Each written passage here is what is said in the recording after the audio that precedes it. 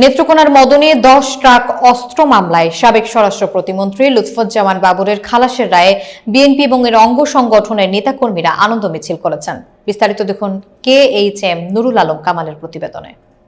বহুল আলোচিত 10 ট্রাক অস্ত্র মামলার দুটি পৃথক রায়ে ফাঁসি এবং যাবজ্জীবন সাজা থেকে সাবেক স্বরাষ্ট্র প্রতিমন্ত্রী লুৎফুজ্জামান বাবরকে খালাস দিয়েছে আপিল বিভাগ।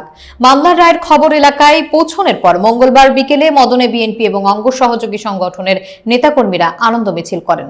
জাহাঙ্গীরপুর কেন্দ্রীয় বাজারের দলীয় কার্যালয় থেকে শুরু হওয়া এই আনন্দ মিছিল উপজেলা কোর্ট ভবন হয়ে হাজী আব্দুল আজিজ খান ডিগ্রি কলেজের সামনে গিয়ে শেষ হয়। মিছিলে উপজেলা ও পৌর বিএনপি, যুবদল, ছাত্রদল এবং অঙ্গ সহযোগী সংগঠনের নেতাকর্মীরা অংশ নেন। তাদের দাবি, এই রায়ে ন্যায় বিচারের প্রতিফলন ঘটেছে। মিছিল শেষে নেতারা রায়ের জন্য কৃতজ্ঞতা প্রকাশ করেন এবং দেশের বর্তমান রাজনৈতিক প্রেক্ষাপটে দলকে আরও সুসংগঠিত করার আহ্বান জানান।